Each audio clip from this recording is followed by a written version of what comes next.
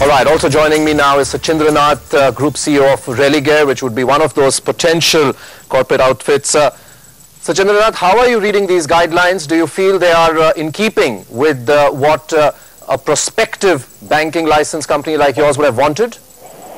Vivek, I've not been able to read through the guidelines. I've been out of the office, but what I've learned, I think so.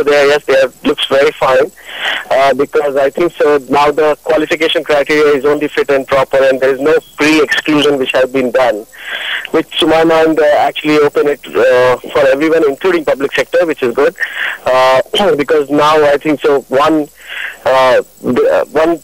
You'll be able to judge that who are really people who can take the government and the bank agenda on financial inclusion forward and who can really add value to the sector. Let me go one by one on some of the conditions that the RBI has put on, just to get your perspective on them. It does talk of the fact that the majority of the board will have to be independent directors. Yes, and I think so that has to be the case. I think so. What is important, given that bank has been opened for everyone, including probably large business houses, public sector enterprises, the governance of the bank have to be really very strong. Actually, corporate governance in India is important, not just for banks, for every sector. And the directors of such banks should be chosen out of a panel, and they should be rotated very, very frequently. That's the only way you'll be able to have a very financially secure market. There is the other requirement, Shachindra Nath, which talks about 25% of the branches would have to be in unbanked rural centers with a population of less than 10,000 people. Yes, and as I said in the beginning, that the only purpose why you need more banks in this country so that you can bring those 50% population which is unbanked into the banking sector. So the flow of the money in the system improves, we can finance and fund infrastructure better. So I think so it is genuine on need or demand from the central bank and the government to expect that at least new entrant would provide some capital to go to those unbanked areas.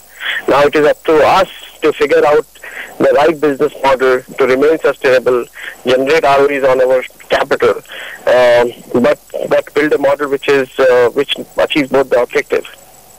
The 500 crore minimum paid up capital is something players like you would be okay with?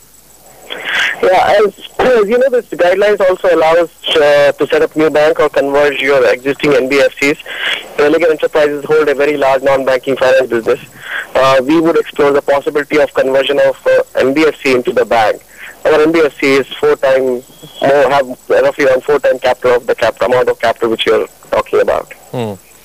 So you do foresee yourself as applying well before July 1st? We have always said that yes, banking is natural progression for Religare, given that the hard amount of work which we have done in terms of a very distributed, integrated financial services business model which we have built. We today service more than 30,000 SME customers. So it is in our interest and in interest of our customers that we pitch for this. We would look at in deep detail of whole guidelines, and we will surely try to do it within the defined timelines.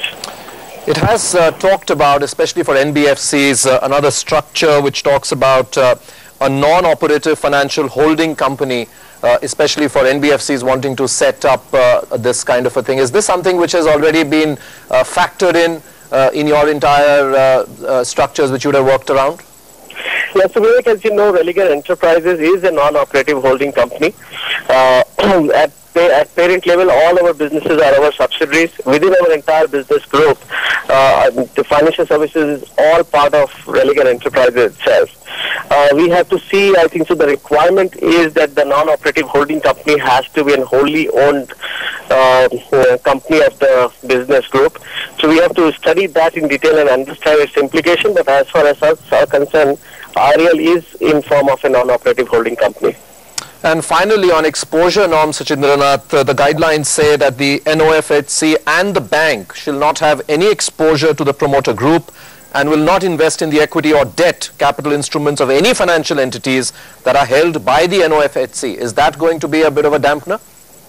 Not for us. I don't know about others, because in our group, I think so, we have two large businesses, healthcare and financial services. Both are very, very segregated. We don't have inter-party exposures on each other.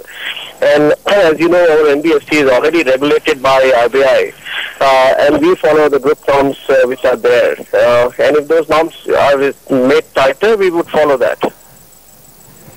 All right, Shachindra Nath, Group CEO, Religare, there joining us. Thank you very much for joining us and articulating your thoughts on that. All right, we'll come back with lots more in just a bit.